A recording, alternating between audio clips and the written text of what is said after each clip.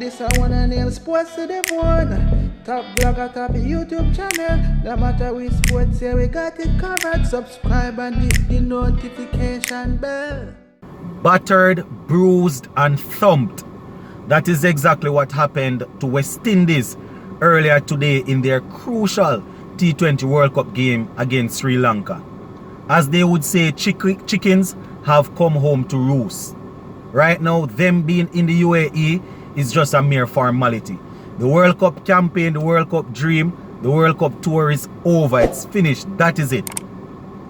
Playing against Australia, as I said, is just completing our fixtures. Nothing much to be gained from that game. Many would say that the dream was already killed when we lost to England, right? When we allowed England to bowl us out for 55. You understand? Many would say that is exactly where the dream got crushed. Now, as tough as it is, we're going to see if we can spend some time and go through what happened today. We're going to take a look at the overall scores, look at the players' individual performances, look at the captain, right? And see what really happened. And I must say, thumbs up to Sri Lanka. Many a times we watch cricket and we see teams bowl pure rubbish and the batsmen just go ahead and still don't capitalize. Sri Lanka sure did capitalize on the rubbish that we served up today, right? So in this game now, we actually went ahead and bowled first. Kieron Pollard won the toss and he bowled, right? Even on the live last night, I was saying that I would want him to win the toss, go out there, give the batsmen a chance to redeem themselves, get some runs on the board. Pakistan and India showed that it can be done. Pakistan batted first, got a whole lot of runs batting first, right? India did it against Afghanistan, got some runs. So one would think that wanting to get your net run rate up, they would have gone in bat first and see where they go from there. However, captain decided that, you know, they would do what they love to do, which is to chase. I won't hide and talk. Personally, I would have batted first, right? And everything, let me not just blame this on the toss, everything was just atrocious. Bowling, batting, fielding, everything was just terrible. You know, it looked like a primary school going up against an international team. That is how it looked out there. They actually gave up from round about over number 10. 11 there about 12 when Sri Lanka was pummeling the bowlers, right? The Sri Lanka batsmen batted well. Let's face it, if you are a quality batsman and you are served up consistently, you are served up long hops, you are served up ball slow outside the half stump, you are going to whack it. You understand? And that is what a lot of our bowlers served up today. You know, I didn't like some of the field placement. That is another thing that I didn't like. You know, I always say that I respect Pollard as a captain, but today I feel that some of the field placement was sort of off. So 189 for 3. That is what Sri Lanka got, right? 189 for 3. And as I said, from over number 10, you could see the fielders out there. Everybody, their head just dropped like this. You know, once they noticed they didn't go out there and get a couple of early wickets in the power play, they were still fighting, but around about the halfway mark, over 10, 11, 12, people just started going through the motions, You understand? Nissanka continued his good run of form. He got 51 or 41. Very, very good for the youngster. You understand? Because, you know, we have to balance this thing here, the discussion. Sri Lanka is basically in a rebuilding phase. They would have lost a couple of quality cricketers over the last 5-6 years. Talking about Kumar Sangakkara, Mahela Jawardena, talking about people like Dilshan, right? Fernando, I think he left also. Malinga. You know, these guys would have made up the core of their team and they left. But we see a couple of youngsters coming through who would have played together in the under 19, I think. People like Hasaranga, Nissanka, Asalanka. These guys are coming through and they are doing well. You understand? Nissanka 51 or 41. Asalanka, he got 68 or 41. Every bowler felt it today. Every bowler was thumped. Every jackman Well, I mean, Rastan Chase, for some reason, he only bowled one over. He opened up with, it opened up, and I think his one over went for, didn't went for much. I'll let you know shortly. I think his one over went for 6 or something like that. We didn't see him back. Akil Hussain bowled 2 overs, right? Went for 22 runs. We didn't see him back. So the captain was rotating and thing. But the main thing that stood out, especially in the earlier part, I know he was trying to be attacking, but it's as if everywhere the ball went, he was trying to plug that gap. Move a fielder, put a fielder there. Move a fielder, put a fielder there. And the bowlers that we wanted, that we would have expected to really turn up and dominate, it didn't work. You understand? Bravo is a man that we usually depend on him to give us 4 overs for 20 odd runs and pick up 2 wickets or 3 wickets. You know, it wasn't the case today. He got a wicket, but it wasn't as economical as we would have wanted. The bowling lacked penetration. As a couple of viewers have been saying from the other day, the bowling really lacked penetration, especially today.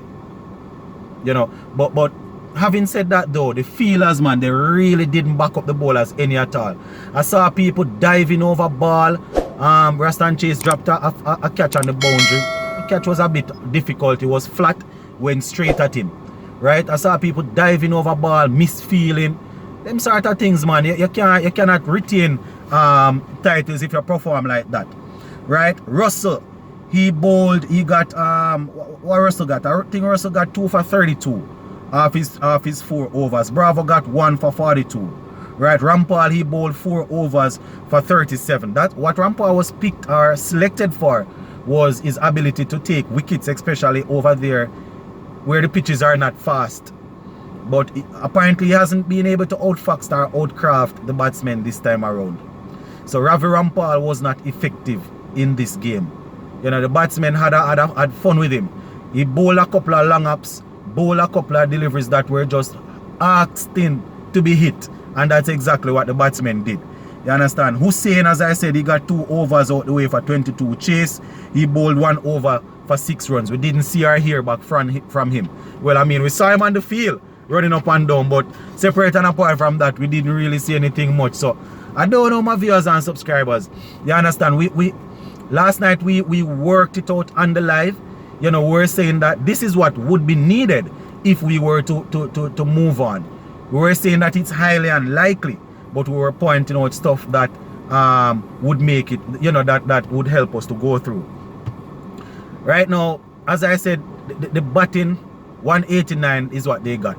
Sri Lanka, that is. Now, West Indies batting, the guys that were expected to make runs, that we hear every time say they are the power hitters, they are needed for the T20 cricket. Nothing. At the top of the order, we had Chris Gayle again with Evan Lewis. Gayle, 1 run off 5 deliveries. I won't even waste my energy and talk about that. Lewis, he got 8 off 6. Right? Didn't fire. Nicholas Pooran was promoted up to number 3 to see if he could come in and sort of stem the flow of sort of get the scoreline ticking over. Sort of play a counter-attacking role. He came in and he did brilliant. Right? He was dropped early up, but that's such is cricket. Right? Some of the guys that make the biggest of runs in cricket, you're going to get dropped. Once you're attacking from time to time, you're going to hit the ball in the air and get dropped. Right? A ball was, I think it was one that was played down the leg side and he fended at it when and he was dropped. Right? So he ended up getting 40. Right? He got a solid 40 odd. Yeah, man, I think it was 46 off 34 that he ended up getting. So good counter-attacking innings there. You know, and if we had a good opening partnership, then Nicholas Pooran coming in, maybe they wouldn't even have sent him in at 3 then. But him coming in there was what sort of propelled the score. Right? Chase, he didn't get anything. He got 9 off 8. He got out to a brilliant catch. He was on driving and he got out to an excellent catch. So Chase didn't contribute much. 9 off 8. Right? Sherman Hetmeyer, the guy that we spoke about a lot on the live. Ian, I know Ian will probably hear this video. Ian was on the live with us last night. And You know, he was talking about Shimron Hetmyer, and that is how we finished off the show. We finished off saying that Shimron Hetmyer is too talented to be joking around and gallivanting and getting out and looking at the bottom of his bat. And today he played a responsible knock. I know persons will say a little too late, right? But at the end of the day, he figured out what was required, what was needed. He went out there and he tried. We went pretty close. We lost by 20 runs. Not saying that you know, not saying that we should accept that. Just saying that the youngster went out there and he tried. He batted extremely well. You understand? So he got 81 out of 54. So it's the closing of the tournament, but at least, you know, we would have gotten a chance to see Hetmyer do something. Two of the youngsters in the team, Hetmyer and Pooran, got runs today. Hetmyer and Pooran got a 40 in the previous game. So these are the guys that we are now zooming in on. Gale will go. Well, hopefully. Simmons will go. Bravo is retiring. Right?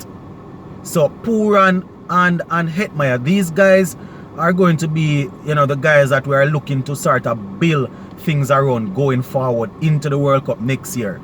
So, you know, we are hoping that these guys will continue performing. But generally speaking, it was a disaster out there. I will give a general review of the tournament itself, but I just want to cover this game. I know this is the game that sealed our fate, and I could do the review from now, but I'm going to give everybody a chance, right? I'm going to give everybody a chance. I'm going to make sure that I think there, I'll give them a chance to go out and bat in the Australia game and see how it goes. You understand? Now, apart from Hetmyer, Russell, he failed again, got 2 of 4. Captain Pollard came into bat. Everybody was waiting for that matchup between Pollard and Hasaranga. Hasaranga bowled more googly than he bowled normal ball, right? Pollard came, one big swing. What happened? Not a normal leg break, but the Googs turned inside, slapped his half stump out of the ground. The captain that was, right? Yeah, the captain. Dwayne Bravo, DJ Bravo came in. Right? Jason Holler came in. He got 8 or 5. Right? He came in, was looking to continue the scoring, didn't last. Got out caught to a brilliant catch. Bravo came in and ran down the track, lost his stump just the same. Right? Akil Hussain, I think he remained not out on 1. So 169 for 8 of 20 overs, losing the game by 20 runs. You understand? Even if we won the game, it wouldn't even really mean anything much in the context of the tournament itself. Probably it would be nice to finish off on 2 victories, but in the context, in the tournament, in the sense of the tournament, it wouldn't really even make any sense if we just barely won. You understand? So that is basically it for West Indies. They are going to go up against Australia, but that is it. I am looking to carry a big team with West Indies. I am looking to carry home India with West Indies. So New Zealand have their fate in their hands. I am looking for New Zealand to go out there and perform and go through with England. You understand? There's a misery of company, you know, there's a misery of company, so I guess that's why I'm saying that. But yeah, man, my viewers and subscribers, it was definitely a horrible performance from the guys. You know, but we are going to balance the thing. So we are looking for 1 or 2 people that performed in the game. As I said, the only positive that I saw would have been Hetmyer and Pooran. You know, they went out there and they tried. All of the big guys that they expect to win T20 games for us did nothing. Right? Lewis failed. Right?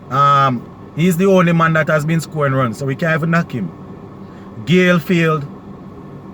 Pollard failed. Russell failed. Jason Holler. All of them.